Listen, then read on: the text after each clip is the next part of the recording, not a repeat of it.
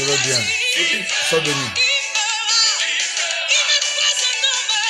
Et chez toi, ça va, Isabelle?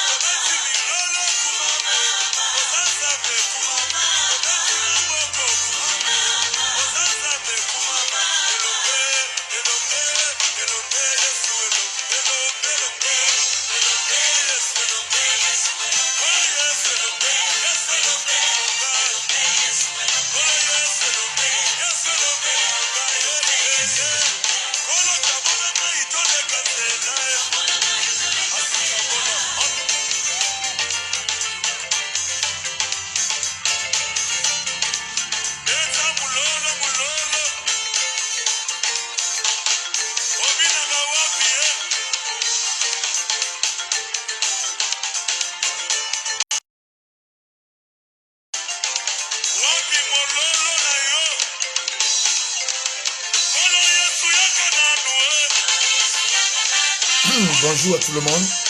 Voilà. Soyez connectés, soyez connectés, soyez connectés. Voilà. Soyez connectés. Soyez connectés.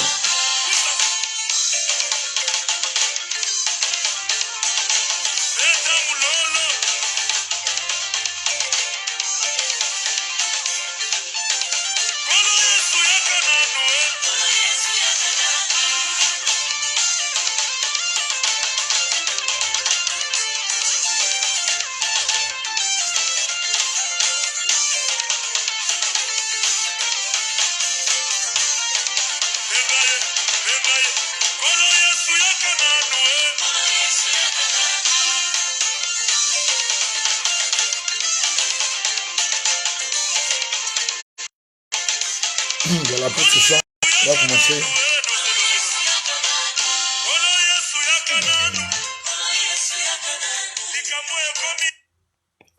Voilà, Dieu nous bénisse. Je suis le prophète Alexandre Virgile Le Coulis. Excusez-moi. Nous allons parler après ce matin d'un thème intéressant sur le caractère de toute personne. Humainement, nous pouvons en fait. Et ces erreurs que nous commettons, que nous manifestons, nous avons besoin de la grâce de Dieu afin que nous marchons sur la bonne voie au nom de Jésus-Christ, parce que avoir un mauvais caractère, ce n'est pas cela. Voilà. Dieu veut un bon caractère, un meilleur style de vie, voilà, de façon profitable. Parce que quand le chrétien manifeste un mauvais caractère, il n'est pas en face de ses bénédictions. Ça veut dire qu'il passe à côté de ses bénédictions parce qu'il a décidé lui-même manifester un mauvais caractère. Voilà. Bien-aimé, il faut qu'on manifeste le sérieux dans tout ce qu'on fait. Manifestons le sérieux parce que Dieu, il est tellement droit, il est tellement fidèle à sa parole que Dieu ne laisserait pas des personnes, gloire à Dieu, il ne laisserait pas vraiment des gens manifester un mauvais caractère, voilà, devant lui, parce que Dieu, il est un bon caractère, Dieu est bon, Dieu est amour, Dieu est compatissant, Dieu est miséricordieux, voilà, Dieu est riche en bonté. Donc, nous les hommes que nous sommes, nous les humains, nous sommes créés à l'image de Dieu invisible, et nous devons manifester un bon caractère pour la gloire de Dieu. Voilà, pas un mauvais caractère, mais un bon caractère. Je veux que vous soyez nombreux à m'écouter, à me regarder et partager ce direct là, parce que nous ne faisons pas ce direct pour condamner quelqu'un, mais je fais ce direct pour que le monde, beaucoup de vies soient édifiées, pour que des vies soient restaurées.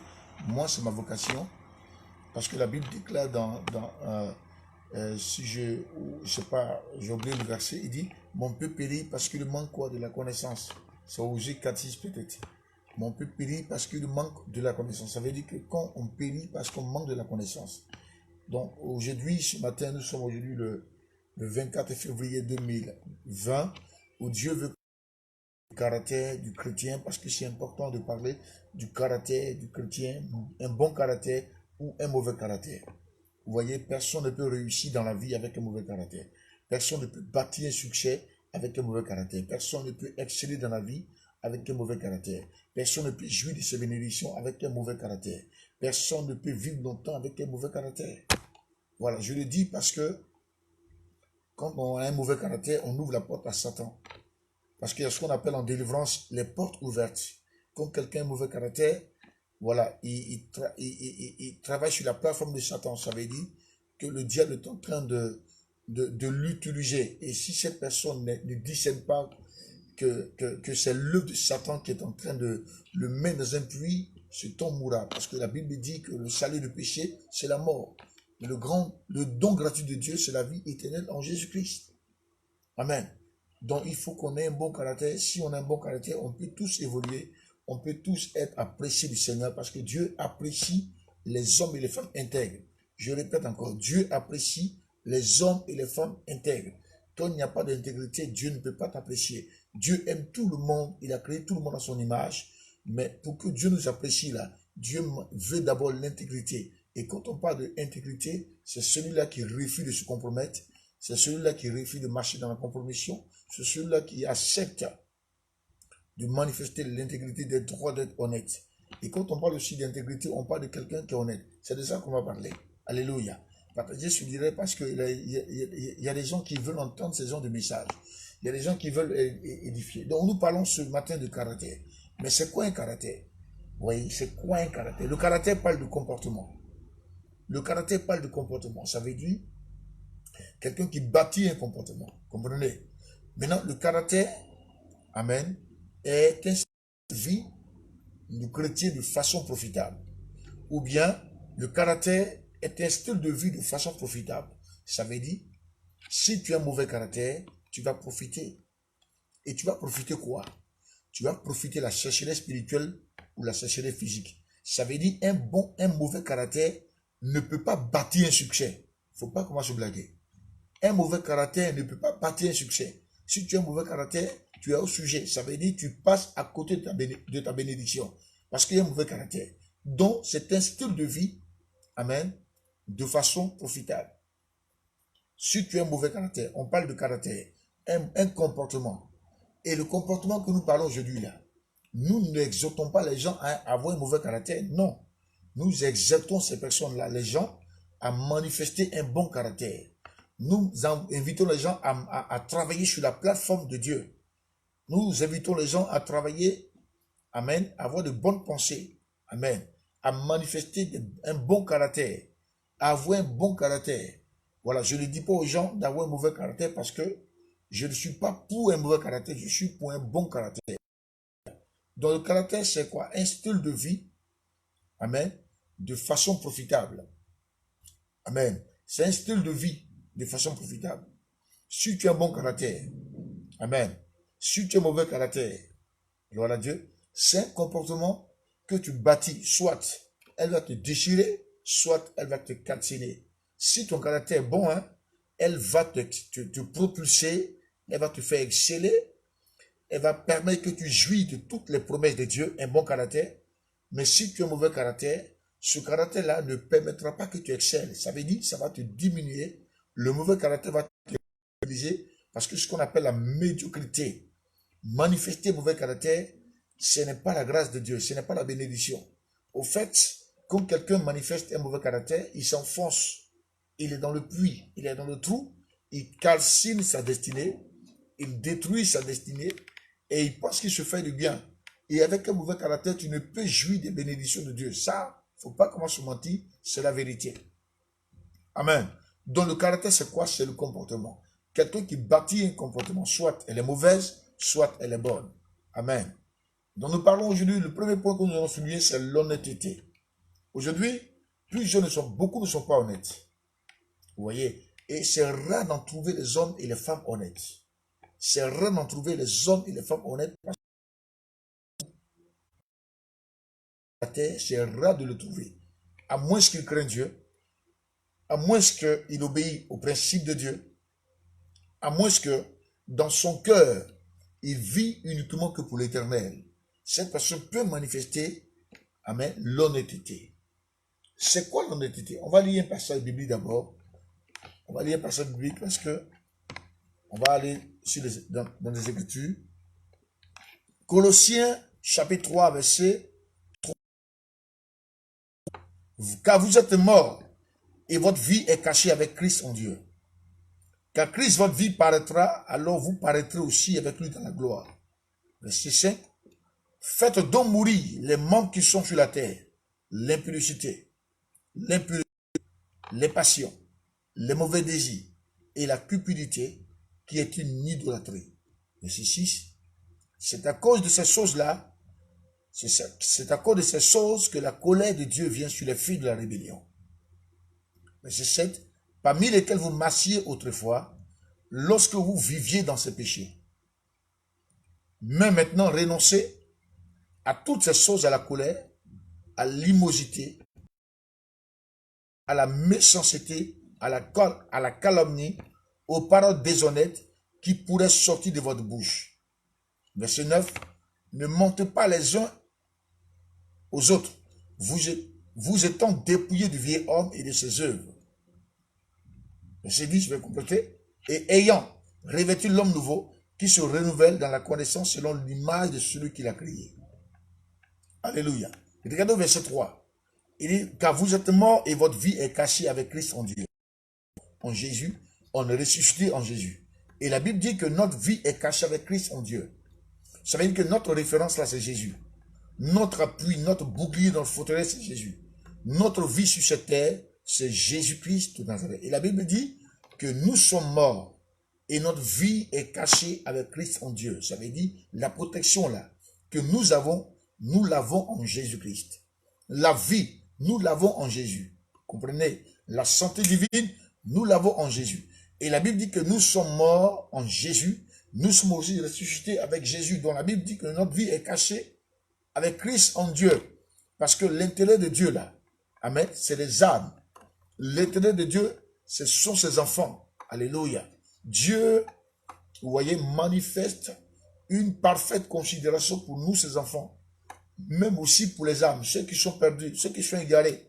Dieu manifeste toujours ses intérêts par rapport à ces personnes-là. Jésus a dit, le Fils de l'homme est venu chercher et sauver ce qui était perdu.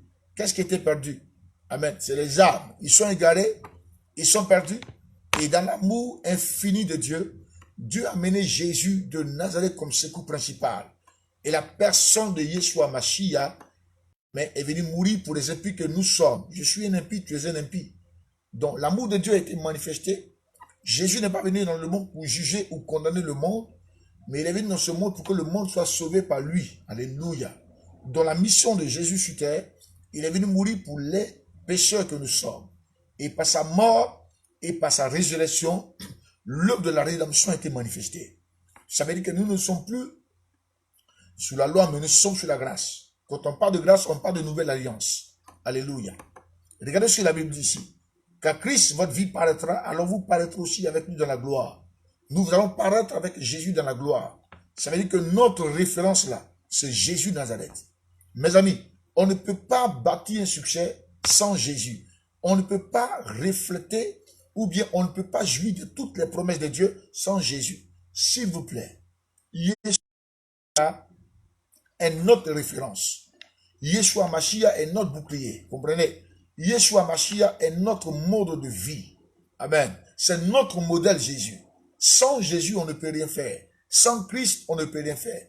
Camarades, je vous invite à bâtir un bon caractère. Camarades, je vous invite à expérimenter la puissance de l'amour de Dieu. Parce que Dieu est favorable. Et dit, quand Christ, votre vie paraîtra, alors vous paraîtrez aussi avec nous dans la gloire. Ça veut dire que nous allons paraître avec Jésus dans la gloire. Parce que la Bible nous invite ici à nous attacher à Jésus. La Bible nous invite ici à nous consacrer uniquement que pour Jésus parce que c'est important. Alléluia. Et verset 5, il dit quoi? Il dit, faites donc mourir les membres qui sont sur la terre. La Bible nous recommande de faire mourir les membres qui sont sur la terre. Premier membre qu'on doit faire mourir, c'est quoi? C'est l'impudicité. Personne ne peut bâtir un succès avec le péché de l'impudicité. Amen. Deuxième membre qu'on doit faire mourir, c'est l'impureté, les passions, les mauvais désirs, la cupidité qui est une idolâtrie. Ça veut dire que toutes ces choses-là, on appelle les membres qui sont sur la terre. Ça veut dire que ce sont les œuvres de la chair. Et la Bible nous recommande à faire mourir ces membres qui sont sur la terre, l'impudicité, les passions, les mauvais désirs, la cupidité qui est une idolâtrie. Ça veut dire, dans cette expression de la parole de Dieu, vous voyez que c'est mentionné impudicité. Quelqu'un qui n'est pas marié, quelqu'un qui n'a pas, amen, aller devant les parents, traditionnellement, coutumièrement, ou bien devant l'état civil, ne peut pas coucher avec une femme, ou bien la femme ne peut pas coucher avec un homme. Si vous le faites, ça devient, on appelle ça quoi? Impudicité. Et ça, c'est un péché. Et ça, c'est un mauvais caractère. Un mauvais caractère, c'est l'impudicité. Quand quelqu'un manifeste l'impudicité, c'est un mauvais caractère. Personne ne peut bâtir un succès avec l'impudicité. Il y a ce qu'on appelle l'impureté. Amen. L'impureté, c'est la saleté. Comprenez? Quelqu'un qui demeure dans un péché, quelqu'un qui est fier de son péché, qui est content de son péché, on appelle ça l'impureté. Il est impur. Ça veut dire qu'il vit dans l'impureté, il demeure dans l'impureté. Les passions. Vous voyez, la Bible dit dans 1 Jean 2,15, Dieu a dit, et la Bible dit N'aimez pas le monde, ni les choses qui sont dans le monde. Celui qui aime le monde, Dieu ne va pas l'aimer. Les choses du monde, c'est quoi? C'est ce qu'on appelle les passions, les désirs, les plaisirs de ce monde. Vous voyez, ils n'ont rien à voir n'ont rien à voir avec la présence de Dieu. Vous voyez, les plaisirs de ce monde n'ont rien à voir avec on appelle ça comment? Avec l'intégrité. Celui qui aime les passions de ce monde-là, amen, ça veut dire qu'il n'aime pas Jésus. Vous voyez, il ne manifeste pas l'intégrité. Vous voyez, celui qui aime les passions de ce monde, ça veut tuer les membres qui sont dans le corps. Celui qui aime les passions de ce monde, il n'a pas tué les membres que Jésus a dit de tuer. Quand il dit de tuer ces membres, ça veut dire qu'il faut renoncer aux œuvres de la chair et manifester les œuvres de l'esprit. Et il dit aussi les mauvais désirs. Il y a des gens qui ont un mauvais... Ouais, tout ça, ce sont des mauvais caractères. Il y a des gens qui ont des mauvais désirs. Quand ils voient une personne, ils sont jaloux, ils sont envieux, ils ne sont pas contents de lui. Quand quelqu'un excelle dans la vie, il est content, il est mécontent. On ne sait pas, le gars ne sourit pas, il n'est pas heureux. Quand il voit quelqu'un exceller, il envie la personne, il veut le tuer, les mauvais désirs. Les mauvais désirs, envier quelqu'un, c'est la sorcellerie. Envier quelqu'un, c'est l'esprit de sorcellerie. Tu l'envies, pourquoi? Parce que chacun n'est pas né le même jour, chacun n'a pas la même date de naissance. Si Dieu bénit quelqu'un aujourd'hui, Dieu te bénira demain. C'est comme ça la vie, frère. On ne se fatigue pas. Ça ne se discute pas. Si Dieu bénit quelqu'un aujourd'hui, toi, il te bénira demain. Les mauvais désirs, quelqu'un qui a un mauvais désir, des mauvaises pensées contre son frère, contre son ami, ou bien contre son parent, on appelle ça quoi? Mauvais désir. Et un mauvais désir, c'est l'œuvre de la chair. C'est un membre que tu dois tuer dans le nom de Jésus et refléter la gloire de Dieu. Vous voyez, c'est un mauvais caractère. Ça, c'est un mauvais caractère. Si tu ne veux pas, je te dis que c'est un mauvais caractère. Quand tu as un mauvais désir, le mauvais désir que tu as pour ton prochain, là, ça va te conduire en enfer. Si tu demeures dedans, si tu es fier de ce mauvais désir, les mauvaises pensées contre tes frères, contre tes amis, etc., ça va te conduire dans le feu de la géhenne. Alléluia. Alléluia. Excusez-moi, alléluia. Il dit, les mauvais désirs. Et la cupidité. Quand on parle de cupidité, celui qui est attaché à l'argent. Vous voyez, quelqu'un qui est attaché à l'argent. Et la Bible dit, et la cupidité qui est une idolâtrie. Ça veut dire, celui qui aime l'argent n'est pas rassasié de l'argent. Amen. Donc, celui qui s'attache à la cupidité, on appelle ça idolâtre. Voilà, il est idolâtre. Il manifeste l'idolâtrie parce qu'il est attaché à l'argent. Cet homme, on appelle quoi? Un cupide, un homme cupide, une femme cupide. Ouais, quelqu'un qui aime l'argent plus que les hommes, il est cupide. Quelqu'un qui aime l'argent plus que Dieu, il est cupide. Quelqu'un qui aime l'argent que les humains, il est cupide. Lui, sa vie, là, c'est l'argent. Lui, sa vie, là, c'est l'argent, manifester la cupidité. Lui, il vit pour de l'argent. Il aime pour de l'argent. On appelle ça intérêt égoïste et personnel. Vous voyez, c'est un mauvais caractère. Tu ne peux pas jouir de toutes les promesses de Dieu avec ce mauvais caractère-là. Si tu vis pour de l'argent, ce n'est pas ça la vie. Je suis désolé, ce n'est pas ça la vie. On ne vit pas pour de l'argent. On vit à cause de l'Éternel, on vit à cause de Dieu. Tu as le souffle de vie ce matin-là. C'est Dieu qui te l'a donné. Personne n'a fabriqué son souffle de vie à lui-même. Non, nous avons un créateur. Nous sommes la créature. Le créateur a permis qu'on vit aujourd'hui. En ce lundi 24 février 2020, c'est la grâce de Dieu. Il y a des gens qui sont jetés dans les morts, enterrés dans les cimetières. Mais toi, Dieu t'a fait grâce. Dieu a fait grâce à ta vie. C'est la meilleure bénédiction. C'est la meilleure bénédiction. Pourquoi aimer l'argent que les hommes? Pourquoi ça te satisfait financièrement? T'aimer plus que les hommes. Tu accrois à ton argent, tu es cupide. Et tu penses que tu es heureux, tu es en paix. Tu te dis que tu es heureux, or tu es malheureux. Et pour votre information, tous ceux qui le font, ils sont malheureux. Tu ne peux pas t'attacher à ton argent et puis dire que tu aimes les gens. Si tu t'attaches à ton argent, tu t'appelles cupide. Un cupide n'héritera pas le royaume des cieux. Ça, c'est clair. Un cupide n'héritera pas le royaume des cieux. Vous voyez, nous parlons des mauvais caractères. Et ça, c'est un mauvais caractère. Et avec ce mauvais caractère, t'attacher à l'argent, détester les humains, les hommes, et aimer ton argent, c'est être idolâtre. Vous voyez, s'attacher à ton argent, tu es idolâtre. Et pendant que tu manifestes l'idolâtrie, tu es en train de t'enfoncer dans la boue. Ça veut dire, tu calcines ta destinée. Tu détruis ta destinée. Parce que tu es cupide. Parce que tu es cupide. Parce que tu es cupide. Et c'est un mauvais caractère. Je t'invite à renoncer à la cupidité et à t'attacher à l'amour vrai. Jésus a dit le meilleur commandement et le plus grand commandement prochain comme soi-même. Aujourd'hui, là, personne ne s'aime. Rare de ceux qui vous aiment aujourd'hui, quand vous avez les mains vides. Les gens, quand vous avez les mains vides, ils ne vont pas vous aimer. Frère, aujourd'hui, de nos jours, là, ce monde du 21e siècle, là, les gens vont aimer quelqu'un pour les intérêts égoïstes et personnels. L'amour vrai n'existe pas.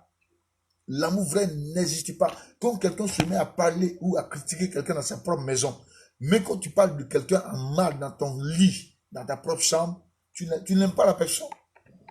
Quand tu envies, quand tu détestes la personne. Quand Jésus est venu sur la terre, il nous aimait avec quoi? Il nous aimait avec les défauts et les qualités. Toi-même, tu as un sale caractère. Jésus t'a aimé comme ça. Tu ne peux pas t'asseoir sur toi à la maison et puis parler mal de quelqu'un, ton frère, un humain comme toi. Quand quelqu'un le fait, il manifeste la sorcellerie, c'est la méchanceté. Si tu dis que quelqu'un a un mauvais caractère, il faut t'asseoir sur toi et prie que l'Esprit de Dieu va le délivrer. Parce que l'homme, l'erreur est humaine. Personne. Nous avons commis tous l'erreur. On a besoin de la grâce de Dieu pour aller à un autre niveau. On a besoin de l'Esprit de Dieu pour changer de caractère. Parce que sans l'Esprit, on ne peut rien faire. Sans le Saint-Esprit, on ne peut bâtir un bon comportement. C'est par le Saint-Esprit qu'on peut avoir un bon comportement, un bon caractère. Donc ne te mets pas t'asseoir sur toi et parler mal des gens, critiquer les gens, détester les gens, haïr les gens, rejeter les gens. Et tu fais croire que tu es la meilleure personne et lui c'est le mauvais. Et elle c'est la mauvaise. Mon ami, tout le monde est pécheur, il n'y a aucune personne sur la terre qui est juste. Il n'y a personne qui manifeste la justice. Parce que Romain a dit quoi? Romain dit, tout le monde est égaré. Tout le monde est perverti. Nul ne cherche Dieu. Nul n'aime Dieu. Donc ça veut dire que sur cette terre, on est tous pareils. On a besoin seulement de la grâce de Dieu pour évoluer. On a besoin de l'Esprit de Dieu pour évoluer. Un point trait. Là, ce n'est pas discutable. Alléluia. Tu ne peux pas bâtir un mauvais caractère et dire que Dieu agrée ta vie. Non. Dieu ne fonctionne pas avec un mauvais caractère. Dieu fonctionne avec un bon caractère. Voilà, il fonctionne avec un bon caractère. C'est ce caractère-là que Dieu recherche dans ta vie, dans ma vie. Avoir un bon caractère, c'est travailler sur la plateforme de Dieu. Avoir un bon caractère, c'est travailler sur la plateforme de Dieu. Avoir un bon caractère, c'est travailler sur la plateforme de Dieu. Alléluia. Donc Dieu dit, renonce à la cupidité. Renonce à l'impudicité. Renonce à ces choses-là. Renoncez à ces choses-là. À l'impudicité, à l'impureté, aux passions, les mauvais désirs et la cupidité, qui est une idolâtrie. Ça, c'est un mauvais caractère. Tu ne peux réussir avec ces choses-là. Verset 6. Il avait dit, c'est à cause de ça que la colère de Dieu vient sur les fils de la rébellion. Ça veut dire, quand quelqu'un vit dans l'impudicité, dans l'impureté, dans les passions, dans les mauvais désirs, dans la cupidité, qui est une idolâtrie, la personne est fière de cela. Si cette personne demeure dans cela, la Bible dit, la colère de Dieu vient sur les filles de la rébellion. Qui est rebelle? Qui est appelé ici fille de rébellion? Les filles de la rébellion, c'est ceux-là qui ne veulent pas renoncer aux membres qui sont sur la terre. Ça veut dire les œufs de la chair. À ceux-là qui ne veulent pas renoncer, amen, aux mauvais désirs, à la cupidité, à l'idolâtrie, à l'impudicité. Amen. Ceux-là, on les appelle quoi? On les appelle quoi? On les appelle on est les fils de la rébellion. Amen. Pendant que tu es assis sur le péché, pendant que tu es fier de ton caractère, tu es appelé fils de rébellion. Fils de la rébellion plutôt. Parce que c'est quoi le péché? Quand on parle de péché, c'est quoi le péché? Le péché, c'est quoi? Le péché, c'est la transgression de la loi. Le péché, c'est la transgression de la loi. Ça veut dire, je transgresse la loi, tu transgresses la loi. Le péché est aussi la désobéissance à Dieu. Tu désobéis à Dieu. C'est quoi le péché? Le péché est un acte contraire à la loi divine. C'est quoi encore le péché? Le péché, c'est se rebeller contre Dieu. Ça veut dire quand quelqu'un vit dans le péché, demeure dans le péché, il se rebelle contre son Créateur. Quand quelqu'un accepte son péché, vit dans le péché, il est fier de son péché, il se rebelle contre le Créateur. Alléluia. Voilà ce qu'on appelle le péché. Voilà ce qu'on appelle le péché. Quand quelqu'un demeure dans son mauvais caractère, quand quelqu'un demeure dans sa bêtise là, il se rébelle contre le Créateur. Quand quelqu'un est fier de son péché, il se rébelle contre le caractère. Et il se rébelle contre le Créateur. Quand quelqu'un est fier de son mauvais caractère, il se rébelle contre le Créateur. Quand quelqu'un est assis sur le péché, il demeure dans le péché, il se rébelle contre le Créateur qui est l'Éternel des armées. Alléluia. Alléluia. Nous parlons de caractère. Et j'introduis le message avant d'aller point par point. Parce qu'aujourd'hui, ça vous fera du bien. Et ça vous fera du bien. Et je crois que la puissance de Dieu va vous restaurer au nom de Jésus, de Nazareth. Et il dit aussi, j'ai dit dans verset 5, il dit, faites donc mourir les membres qui sont sur la terre, l'impudicité, l'impureté, les passions, les mauvaises. Verset 6, il dit, c'est à cause de ces choses-là que la colère de Dieu vient sur les fils de la rébellion. Qui est appelé fils de rébellion? Fils de rébellion, c'est ceux-là qui demeurent dans le péché. Un fils de la rébellion, c'est celui-là qui vit dans l'impudicité, qui dort dans l'impudicité. Un fils de la rébellion, c'est celui-là qui est impur, qui ne veut pas renoncer à son péché. Un fils de la rébellion, c'est celui-là qui aime les passions, les plaisirs de ce monde, les maquis, les cabarets, l'alcool. C'est ce qu'on appelle les passions. Les mauvais désirs, les passions. Amen, les mauvais désirs. Tu envies quelqu'un, tu as la haine contre quelqu'un. Tu détestes quelqu'un. Quand quelqu'un a réussi, ça t'énerve. Quand quelqu'un évolue, ça t'énerve. C'est un mauvais désir. Voilà, chacun n'a pas la même date de naissance. Un mauvais désir. Et aussi la cupidité. Quelqu'un qui aime l'argent que l'homme, il est cupide. Un cupide ne peut pas jouir de toutes les promesses de Dieu. Un cupide ne peut pas jouir de la bénédiction de Dieu. Ça, ce n'est pas discutable. Quelqu'un qui est cupide, amen, il est idolâtre. Que son frère, il est idolâtre. Et la Bible dit, c'est à cause de ces choses-là que la colère de Dieu vient sur les fils de la rébellion. Vous voyez, dans la Bible dit que la colère de Dieu vient sur les fils de la rébellion. Si quelqu'un ne renonce pas à ce péché-là, si quelqu'un ne renonce pas aux membres qui sont sur la terre, amen, il s'appelle fils de rébellion. Et la Bible dit la colère de Dieu va arriver tôt ou tard. Elle arrivera. Verset 7, parmi lesquels vous marchiez autrefois, lorsque vous viviez dans le péché. Autrefois dans le péché, mais Yeshua Mashiach est venu mourir pour les impies que nous sommes. Yeshua Mashiach a manifesté l'œuvre de la rédemption. Jésus est mort. Il est mort pour nos péchés. Jésus est mort pour nos péchés. Jésus a pris ta vie.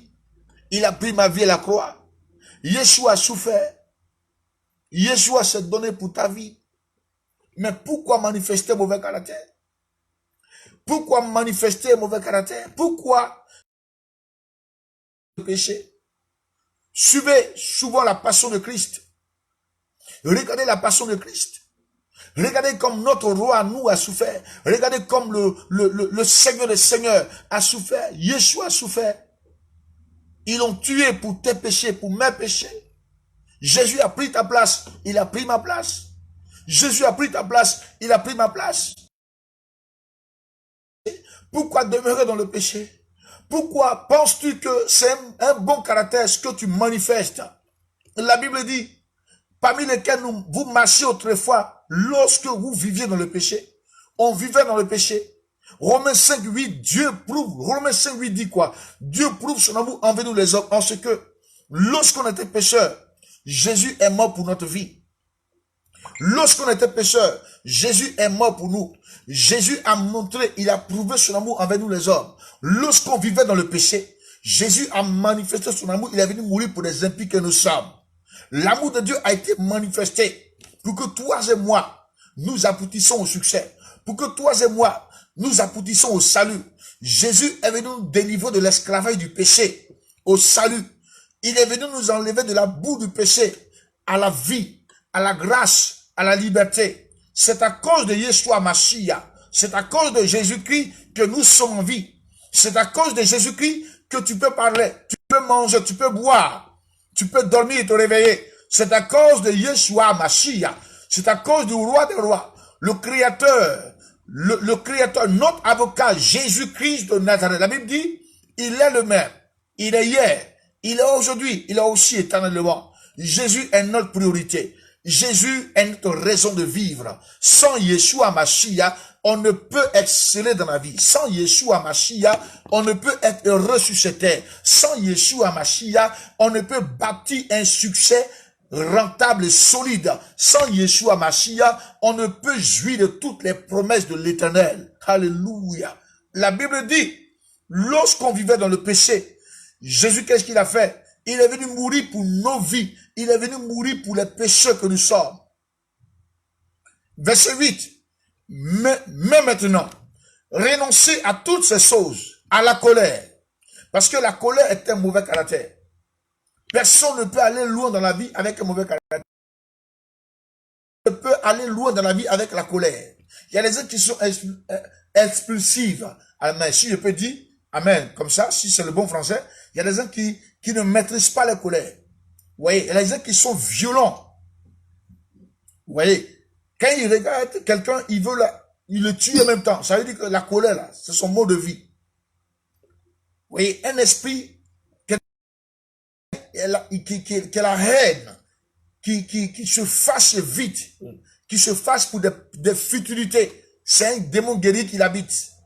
La Bible dit, même maintenant, renoncer à toutes ces choses. Première chose, qu'il faut renoncer à la colère. À la colère. À la colère. Il y a ce qu'on appelle la maîtrise de soi. Aujourd'hui, des soi-disant chrétiens disent non, ils aiment Jésus, mais c'est eux qui manifestent tous les jours la colère. Mais pour être heureux là, pour être heureux, la vie est tellement... Les gens disent que la vie est compliquée. La vie n'est pas compliquée. Hein? Oui, même si la vie est compliquée, même si la vie est difficile, nous avons l'Esprit de Dieu pour nous soutenir. Cette vie-là, c'est une vie de combat, oui, c'est vrai. Mais quand vous dites compliqué, vous voulez dire que Dieu n'est pas capable, mais il est capable. On ne donne pas cette expression, la vie est compliquée. Pourquoi la vie est compliquée? On sait que nous sommes humains. Nous sommes face aux challenges de la vie, aux défis de la vie. C'est normal que nous voyions des situations inexplicables. C'est normal que nous vivons des challenges. Mais nous avons le secours principal qu'on appelle Yeshua Mashiach. David a dit quoi? David dit, je lève les yeux vers les montagnes, d'où me viendra le secours? Et David dit, le secours me vient de l'Éternel qui a fait les cieux et la terre. Notre secours là, principal, c'est Yeshua Mashiach. Notre secours principal, c'est le Saint-Esprit. Waouh! C'est lui notre secours. On ne peut aller loin dans la vie sans le Saint-Esprit. On ne peut être heureux sans le Saint-Esprit. Sans le Saint-Esprit, tu ne peux jouir de toutes les promesses de Dieu. Sans le Saint-Esprit, il n'y a pas de bonheur. Sans le Saint-Esprit, il n'y a pas de paix. Sans le Saint-Esprit, il n'y a pas de grâce. C'est le Saint-Esprit qui pourvoit nos besoins. C'est le Saint-Esprit qui est notre consolateur. Le Saint-Esprit exhorte, le Saint-Esprit édifie et le Saint-Esprit console. Le rôle de l'Esprit de Dieu, il est venu nous conduire à la vérité. Attachons-nous au Saint-Esprit. Croyons au Saint-Esprit. Adorons le Saint-Esprit. Vivons par le Saint-Esprit. Marchons selon l'Esprit. Et nous réussissons. Et nous réussirons plutôt. Dieu est la valeur. Dieu, c'est la valeur. La première chose qu'il faut renoncer, c'est la colère. La colère. Et je prie que toi, tu n'arrives pas à maîtriser ta colère, tu sois délivré à l'instant au nom de Jésus de Nazareth. Parce que avec la rage que tu as, tu n'aimes pas les gens. Pour des petites paroles de futilité, tu te mets en colère. Et quelqu'un qui se fasse vite a un démon guerrier. Tu as besoin de délivrance au nom de Jésus de Nazareth. C'est clair. Manifester rapidement la colère, c'est pas ça on dit Jésus. Hein? Quelqu'un qui manifeste, qui est violent en parole. Une petite parole qui te blesse, en même temps tu manifestes la colère. Même Yeshua, ils l'ont blessé. Yeshua a été humilié. Yeshua a été frappé. Yeshua a été battu à sang. Mais Jésus n'a jamais ouvert la bouche pour insulter qui que ce soit. Mais nous les humains aujourd'hui, là, quelqu'un te traite de quelque chose que tu ne veux pas accepter, tu réponds. Je vais vous dire une chose. Souvent dans la vie, le silence est mieux. Quand vous manifestez le silence là, pas parce que vous êtes bête, hein, c'est parce que vous donnez votre parole à l'Éternel. Somme 94 dit quoi? David dit, Dieu des vengeances, lève-toi et paraît. Dieu, c'est guerrier. C'est toute sa vie, il a été un homme de guerre. Mais Dieu a été avec lui. David était un pécheur qui demeurait dans le péché de l'impudicité de l'adultère. Mais Dieu l'a relevé. À cause de quoi? À cause de ce que David a reconnu son état de péché. La puissance de la miséricorde de l'Éternel a relevé le roi David. Dieu a équilibré David. Dieu a repositionné le roi David. Et Dieu lui a dit que c'est encore possible la vie parce qu'il a reconnu son péché. Il dit, Psaume 51, relève-moi, sanctifie-moi, purifie-moi, donne-moi un nouveau cœur. Et toutes ces prières, il a fait. Il a fait. Renonce, première chose, à la colère, à l'animosité, à la méchanceté, parce que beaucoup sont méchants. Des méchants. Des méchants. Quelqu'un voit quelqu'un souffrir, il est méchant. Il y a des gens même qui... Notre nature humainement, là, c'est la méchanceté. C'est ce que la Bible dit. L'homme est méchant et tortueux à la fois. Tu vois quelqu'un qui le déteste jusqu'à... Tu dis non, s'il peut mourir, mais ça te plaît. Mais pourquoi tu fais ça? Il faut mieux me regarder. Hein. Pourquoi tu fais ça? Pourquoi tu es méchant comme toi? Pourquoi tu es méchant? Pourquoi tu es méchant? Ton cœur est noir. Pourquoi tu n'aimes pas les gens? Et puis, attends, ça te donne quoi même d'être méchant? Tu n'es pas sensible aux besoins des autres. Tu n'es pas sensible. Tu ne te préoccupes pas des gens. On ne peut ou mind the bread de l'autre. Pourquoi tu es méchant comme ça? Être méchant, c'est un mauvais caractère. Vous faites exprès d'aimer les gens. Oh, tu es égoïste. Oh, tu es malhonnête. Tu es hypocrite. Je dis toujours que manifester l'hypocrisie est un acte de sorcellerie. Manifester l'hypocrisie est un acte de sorcellerie. Tu es sorcier parce que tu es hypocrite. Est-ce que Yeshua l'a fait? Yeshua ne l'a pas fait à la croix. Jésus est mort avec un véritable, un amour sans hypocrisie. Yeshua l'a manifesté à la croix de Golgotha. Pour que toi, tu sois sauvé. Aujourd'hui, le monde, il n'y a plus d'amour. L'homme va t'aimer pour des intérêts égoïstes et personnels. Quel que soit ce que l'homme est sur la terre, même s'il est pauvre, il faut l'aimer. C'est une obligation d'aimer les gens tels qu'ils sont. C'est une obligation. Oui, frère. Oui, c'est une obligation. Yeshua nous a aimés avec nos défauts et nos qualités. Qui t'a dit qu'il faut que tu possèdes de l'argent en compte avant d'aimer la personne? Qui t'a dit qu'il faut attendre l'argent d'une personne en compte avant de l'aimer? N'attends pas son argent. N'attends pas ses biens, ses biens, le matériel, avant de l'aimer, avant de manifester l'amour. Manifeste l'amour. Il faut aimer les gens tels qu'ils sont, avec leurs défauts, leurs qualités. Tu aimes quelqu'un parce que tu as besoin d'argent. C'est l'acte de sorcellerie. C'est la méchanceté. C'est l'hypocrisie. Tu es sorcier. Pense au nom de Jésus de Nazareth. Comment ça? Manifester l'hypocrisie? La Bible dit renoncer quoi? À la méchanceté. C'est un mauvais caractère. Tu ne peux bâtir un succès avec un mauvais caractère. Mais tu es méchant. On te parle, on dit d'arrêter, et tu es fier de demeurer dans ton péché. Tu ne peux être heureux si tu es méchant. Tu ne peux être heureux si tu dors, tu demeures dans la méchanceté. Je suis venu t'enseigner, te prêcher la vérité pour te dire qu'avec ta méchanceté là, tu ne peux bâtir une meilleure vie. Tu vas te détruire. T'asseoir dans ta méchanceté, tu vas calciner ton avenir. Tu connais ton début, tu ne connais pas ta fin. Toutes les actions que nous posons sur la terre là, nous devons faire très attention. Oui, frère. Oui, sœur, vous devez faire attention. Toute action que nous posons sur la terre, on doit s'en méfier, frère. toutes les actions qu'on pose sur la terre, on doit s'en méfier, camarades. Oui, la vie est courte. La vie est courte, camarades. Toute action que nous posons sur la terre, on doit s'en méfier au nom de Jésus Nazareth. Manifester la méchanceté, demeurer dans ta méchanceté. L'homme méchant, oui, c'est notre nature, la méchanceté. Mais avoir le désir de ne plus être méchant, c'est un choix. Avoir le désir de ne plus être méchant, c'est le choix d'un homme. Je t'invite à être vraiment amour, à aimer les gens, à ne pas envier les gens, à ne pas être hypocrite envers les gens tels qu'ils sont. Parce que Jésus nous a aimés avec nos défauts. Mais pourquoi nous, les humains que nous sommes, créés à l'image du Dieu, créateur du ciel et de la terre? Pourquoi nous, les hommes, créés à l'image du Dieu, du ciel et de la terre, le Dieu du ciel et de la terre, qu'on appelle Jéhovah, pourquoi nous, ces hommes-là, nous refusons d'aimer les gens?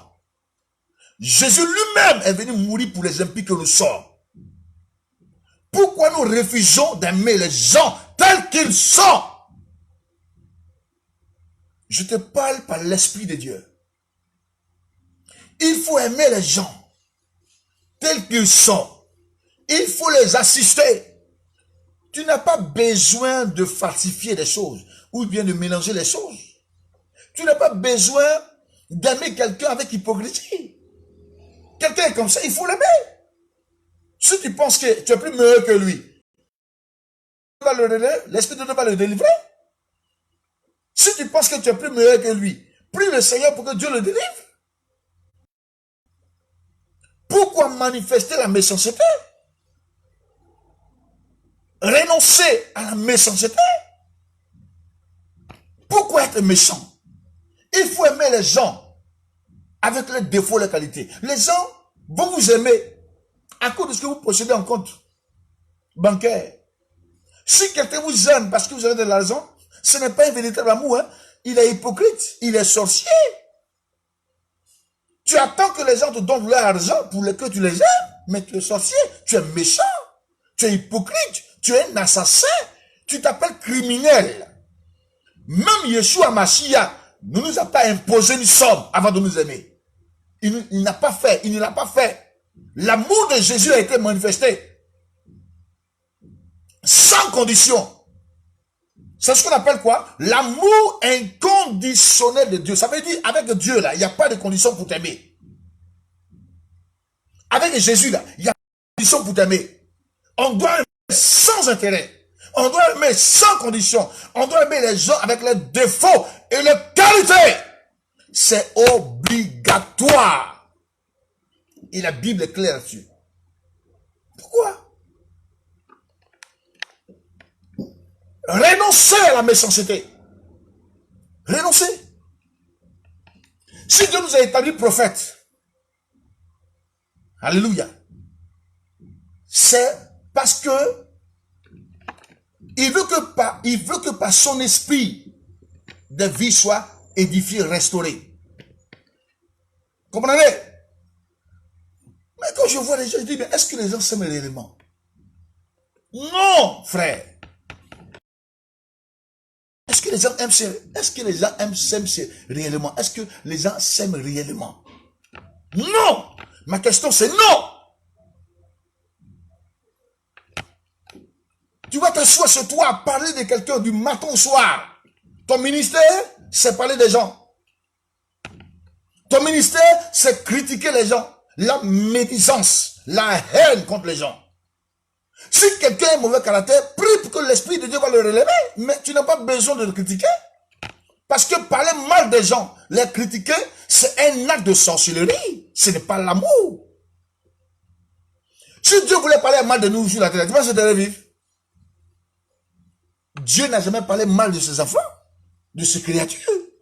Il nous a toujours aimés. Dieu manifeste toujours sa miséricorde envers nous. Alléluia. Pourquoi?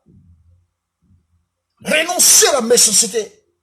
Renoncer à la méchanceté. Non, c'est la méchanceté. On ne peut bâtir un succès avec la méchanceté. On ne peut jouir des promesses de Dieu avec la méchanceté. Tu es un mauvais caractère et puis tu penses que Dieu agrée ce que tu fais. Non, camarade. Je suis désolé. Dieu n'agrée pas ce que tu fais. On poursuit notre enseignement. Renoncer à quoi? À la méchanceté, à la calomnie. Alléluia. Aux paroles déshonnêtes qui pourraient sortir de votre bouche. Verset 9. Ne mentez pas les uns les autres, vous étant dépouillés du vieil homme et de ses œuvres, et ayant revêtu l'homme nouveau, qui se renouvelle dans la connaissance selon l'image de celui qui l'a créé. Le premier point que nous allons c'est l'honnêteté. Amen. C'est quoi l'honnêteté? L'honnêteté, c'est quoi? C'est être fidèle à Dieu et aux hommes. C'est d'abord être fidèle à Dieu et aux hommes. Les hommes et les femmes honnêtes sont rares sur cette terre. Ça, je vous dis, hein, de nos jours là. Et les femmes sont rares sur la terre. Les hommes honnêtes sont rares sur la terre. Ils sont rares sur la terre. Mes amis, celui qui veut être honnête toute sa vie, c'est un choix. Si tu veux être honnête, c'est un choix pour toi. Personne ne peut t'obliger à être honnête. L'honnêteté là, c'est une obligation, c'est biblique. Même les soi-disant chrétiens aujourd'hui qui disent honnête. Quelqu'un qui accepte de marcher dans la compromission. Quelqu'un qui est dans l'usage de faux, dans la corruption. Quelqu'un qui est dans les fausses affaires, dans les marmailles, dans l'escroquerie. Dépouiller les gens, escroquer les gens, vider le compte bancaire des gens. Vous pensez qu'il est honnête? Ce n'est pas. Quand on a réellement le Saint-Esprit, on est honnête avec Dieu d'abord. Et après, on est honnête avec les hommes. L'honnêteté là, c'est être fidèle à Dieu et aux hommes. Qui manifeste réellement la fidélité envers Dieu et envers les hommes? C'est rare d'en trouver. C'est de ça qu'il s'agit. Et il y a des gens qui bâtissent un mauvais caractère et ils pensent qu'ils seront sauvés. Et ils sont fiers. Tu penses qu'avec ton argent, tu peux te construire? Il y a des gens qui sont morts étant milliardaires. Même il y a des gens qui sont milliardaires, mais ils sont malheureux. Pourquoi? Parce qu'ils n'ont pas réellement Jésus Nazareth. Ils n'ont pas reçu le Saint-Esprit. Le Saint-Esprit veut nous remplir. Mais il y a des gens qui ne veulent pas l'accepter. Pourquoi ne pas accepter le Saint-Esprit? Il faut accepter d'être rempli du Saint-Esprit. Quand nous avons le Saint-Esprit, nous marchons conformément à la parole de Dieu. Nous marchons dans la vérité. Quand nous avons le Saint-Esprit, nous marchons dans l'intégrité ou bien dans l'honnêteté. On est intègre. Accepter d'être rempli du Saint-Esprit. Le Saint-Esprit est arrivé sur la terre. Il s'appelle la lumière du monde. C'est notre consolateur. Il est notre régénérateur. Le Saint-Esprit, c'est l'efficacité, c'est la valeur, c'est notre raison de vivre. Sans le Saint-Esprit, on ne peut bâtir un véritable succès. Être honnête, c'est être fidèle à Dieu d'abord et aux hommes. Dieu exige notre fidélité, mes amis. Il exige. Dieu exige notre honnêteté envers lui et envers les hommes. Il exige. Il exige notre fidélité dans tous les domaines. Il exige. Il exige. Il exige notre fidélité, frère. Dans tous les domaines de notre vie. Première chose, c'est l'honnêteté. Tu veux te ressusciter. Tu veux que Dieu t'apprécie. Tu veux que Dieu t'agrée. Tu veux que Dieu t'approuve. La meilleure option, c'est l'honnêteté. Wow. The bread alone, the shakataha. Les marques, bread alone, rabayen telebe.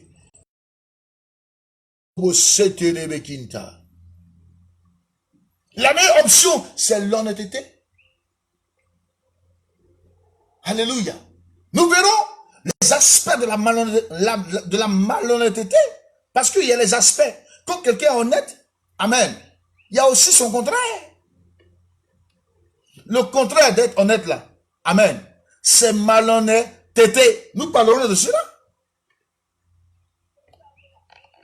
Tu ne peux jouir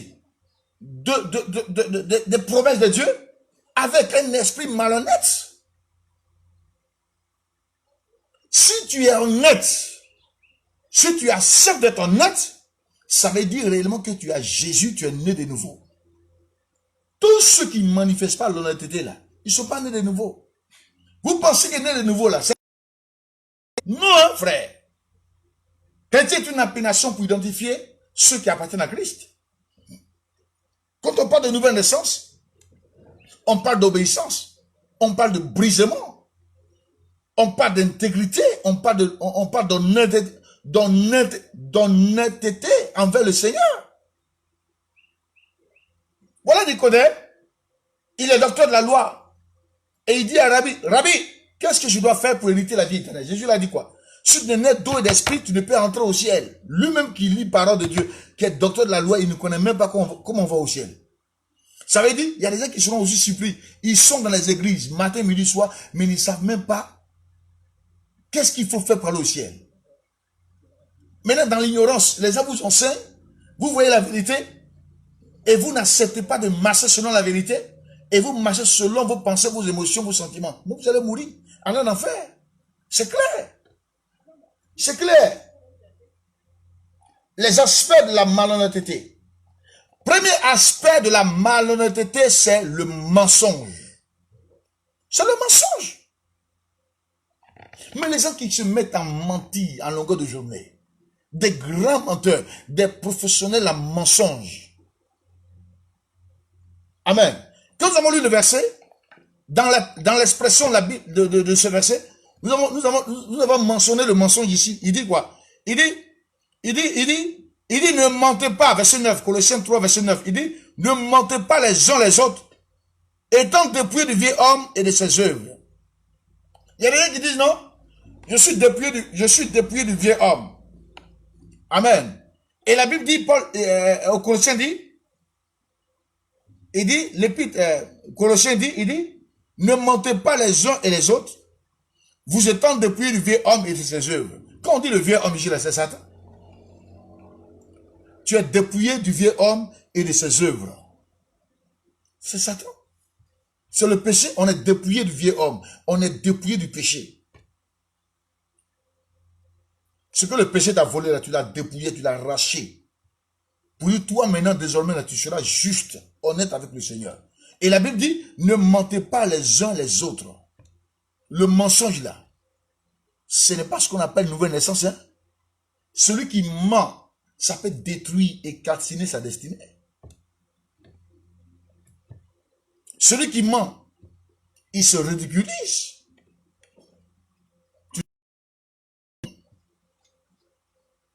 Et la Bible dit, ayant revêtu l'homme nouveau, qui se renouvelle dans la connaissance selon l'image de celui qui l'a créé. L'homme nouveau là, c'est qui?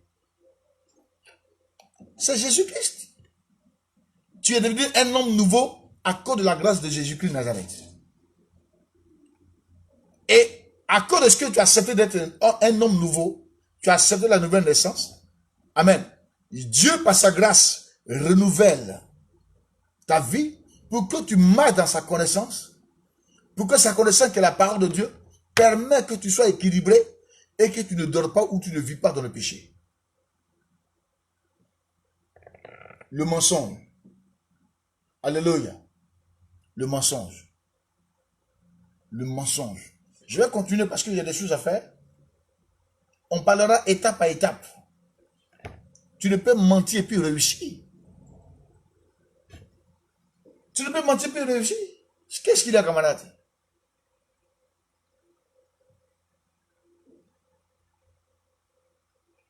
Alléluia. Mentir, ce n'est pas dire la vérité. C'est dire l'opposé de la vérité. Mentir, là, ce n'est pas dire la vérité. C'est dire l'opposé de la vérité. Et notez que quand nous retardons nos bénédictions, parce que le mensonge même te ridiculise, te rabaisse. Tu es en train de mentir pensant que tu te fais du bien, or tu es en train de te faire du mal.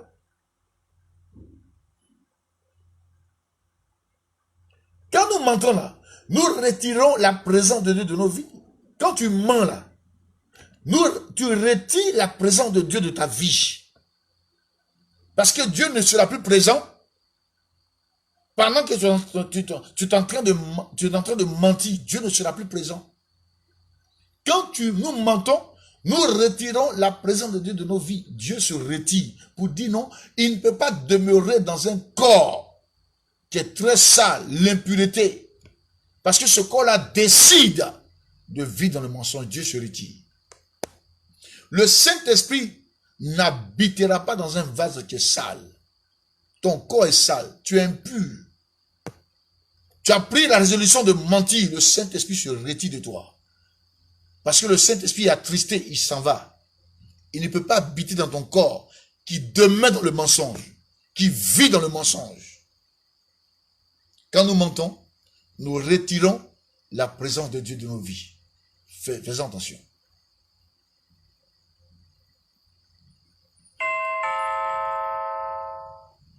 Et nous prêtons le flanc à Satan de travailler. C'est-à-dire que nous ouvrons la porte à Satan et le diable rentre en nous et puis il travaille. Notre vie n'appartient pas à Satan. Notre corps n'appartient pas à Satan. Notre corps appartient au Saint-Esprit. Notre corps là, ça appartient au Saint-Esprit. Ça n'appartient pas à Satan. Quand nous mentons là, on prête le flanc à Satan. Il travaille dans nos vies. Comme si c'est Satan qui nous a créés. Satan ne nous a pas créés, c'est Dieu qui nous a créés. Satan n'est qu'un imposteur, un déchu, un vaincu. Jésus dit, je voyais Satan tomber du ciel comme un éclair. Le diable est tombé comme un éclair. Yeshua Mashiach l'a vu tomber. C'est la défaite totale de Satan.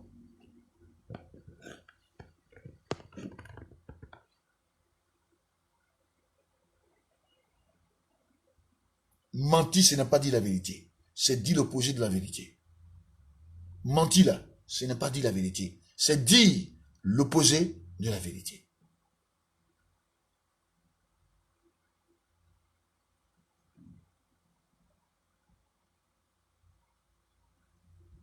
Quand tu mens, tu prêtes le flanc à Satan de travailler. Mais Satan ne t'a pas créé. Tu prêtes le flanc au diable de travailler. Il va travailler dans ton corps, c'est pourquoi. Ton corps appartient au Saint-Esprit. Tu le veux ou pas, c'est la vérité. Ton corps n'appartient pas à Satan.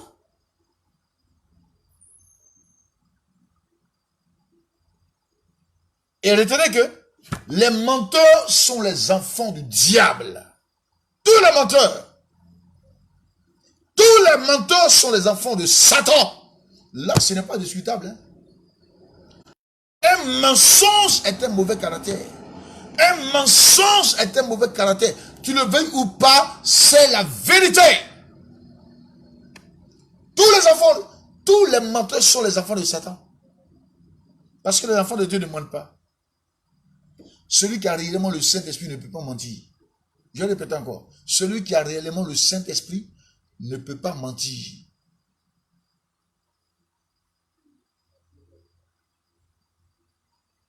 Tous les menteurs sont les enfants de Satan.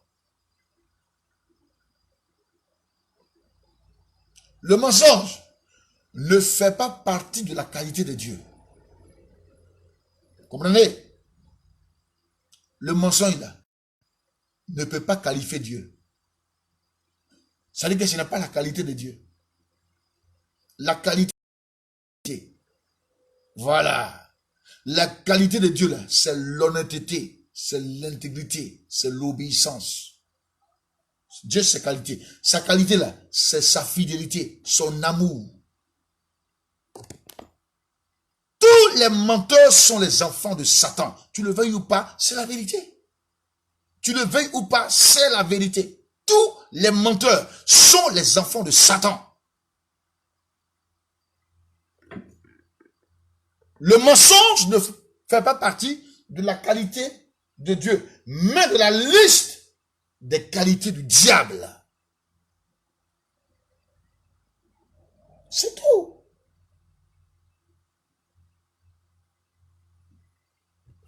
C'est tout. Le mensonge n'a aucune position dans la vie. Aucune position. Il n'y a pas de succès quand tu mens. Il n'y a pas de succès, de réussite quand tu mens. Même celui qui triche dans la vie, là, s'il dit qu'il a réussi, il n'a pas réussi. Il a calciné son avenir parce que ce n'est pas lui qui tient sa vie. C'est Dieu qui tient ta vie. Et c'est Dieu qui décide de faire de ta vie ce qu'il veut. Ce n'est pas toi le tricheur. Toi qui aimes la tricherie qui décide ce que tu veux dans ta vie. C'est le Créateur qui va décider. Le mensonge n'a aucune position dans la vie. Nous parlerons étape sur étape. Il y a plusieurs. Il y a la tricherie. Il y a la calomnie. Un véritable enfant de Dieu doit refuser la corruption.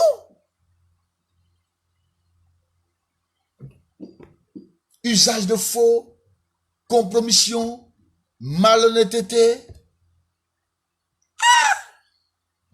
tricherie, trahison, haine, calomnie. Vous détruisez la vie des gens avec votre sale caractère. C'est un mauvais caractère. Ça là, c'est un mauvais caractère. Tu ne peux réussir avec ça là. Tu ne peux pas réussir avec un mauvais caractère.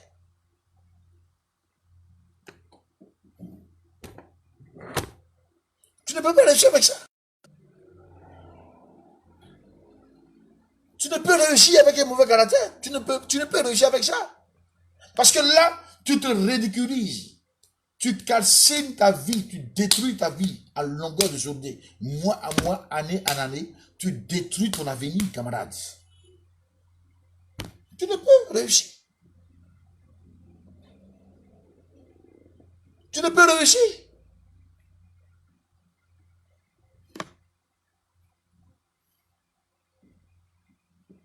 Et tu penses que, en mentant, Dieu est avec toi. Je suis désolé, Dieu n'est pas avec toi quand tu mens.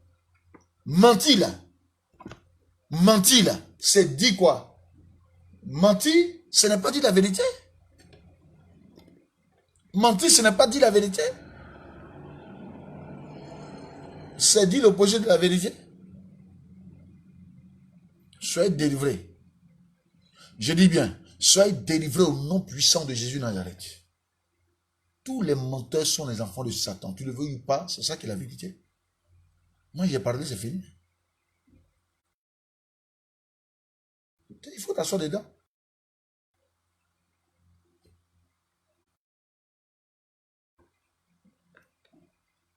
Et les menteurs, il y a ce qu'on appelle l'humiliation. Un jour, Dieu, là, quand il t'expose et puis tu humilies, c'est plus grave que les hommes. Hein.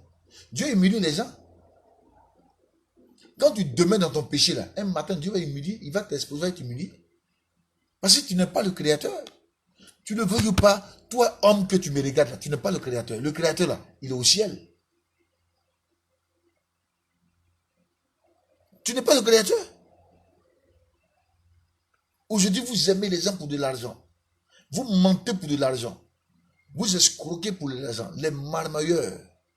Tous ceux qui marmaillent, qui font escroquerie à longueur de journée, là, ils sont malheureux.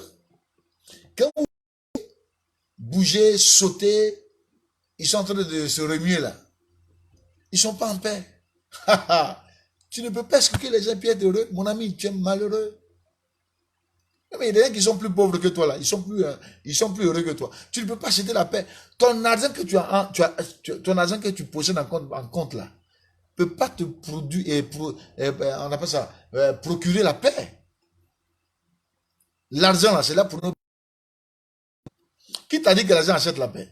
Moi, je connais des gens qui sont morts à pis sur mes yeux en dernier. Ils ont eu de l'argent, milliards, ils sont morts. Leur argent n'a pas pu les ressusciter, les guérir. Il ne faut pas commencer à se blaguer. Tu marmailles les gens, tu penses que quand tu as l'argent, c'est fini, c'est la vie est finie. Mais pense à ton éternité. Tu ne penses même pas. Et tu ne sais même pas qu'il y a une réalité qui t'attend. L'enfer est devant toi. Le jugement dernier est devant toi. Tu seras devant le trône grand blanc de l'Éternel. Tu vas comparer devant le tribunal de Dieu. Mon ami, tu seras jugé. Toi, ton intérêt sur la terre, c'est d'être riche. On a besoin tous d'argent, mais ce n'est pas la priorité. La priorité, là, c'est approuver de Dieu d'abord. Si Dieu n'est pas d'accord avec toi, toi, tu peux vivre où ça? Si Dieu n'est pas d'accord avec toi, tu peux vivre comment? La priorité de la volonté de Dieu. Quelle est sa volonté? C'est être honnête, être intègre, être obéissant. Ne pas aimer les gens avec l'intérêt égoïste. Aimer les gens tels qu'ils sont. Être honnête. Comprenez? Ne pas manifester l'hypocrisie. Ne pas être ingrat. Ne pas manifester la haine, la médisance contre ton frère et ta soeur. Aimer les gens tels qu'ils sont. Briser et renoncer à la méchanceté. Quand vous faites tout ça là, c'est ça la priorité d'abord. Quand vous faites tout ça là, puis Dieu vous agrée, il vous approuve là. L'argent arrive après. Parce que Dieu a dit dans Agé, il dit, l'or, l'argent m'appartient. L'or, l'argent n'appartient pas à un homme. Nous sommes l'argile et Dieu c'est le forgeron. Ce n'est pas nous qui avons fabriqué Dieu, c'est lui qui nous a fabriqués.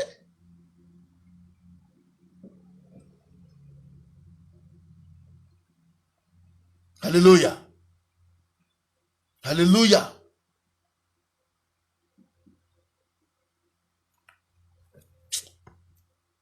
Jesus Christ.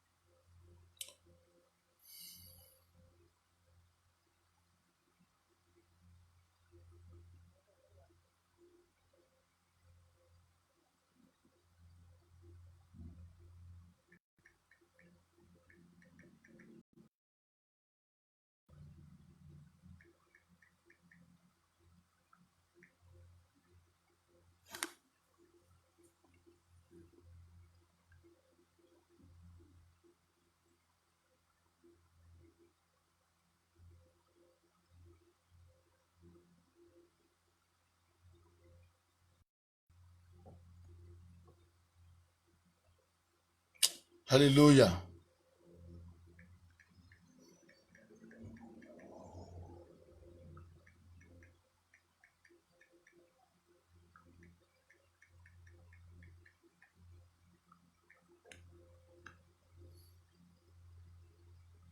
Alléluia.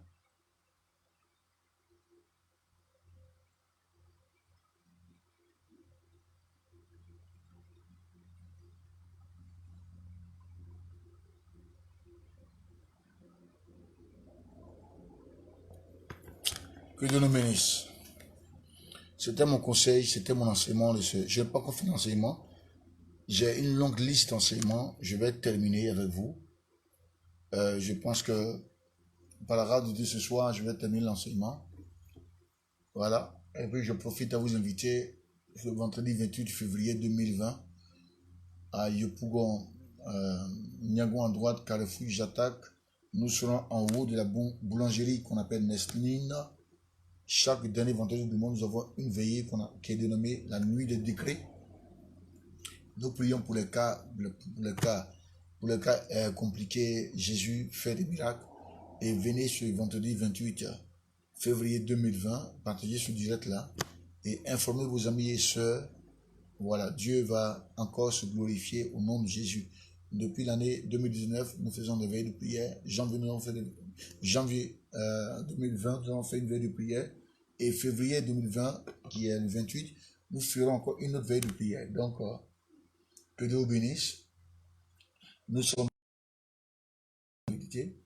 parce que nous ne faisons pas plaisir à un homme, nous faisons plaisir à Dieu. Soyez bénis. Et la suite de l'enseignement à l'après-midi. À tout à l'heure. Que Dieu vous bénisse. Shalom chez vous. Je vous aime.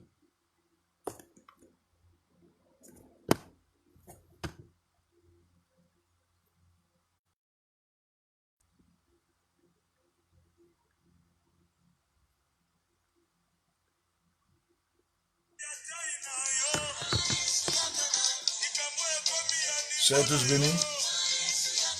Voilà. L'enseignement, je vais continuer l'enseignement l'après-midi. Demain matin.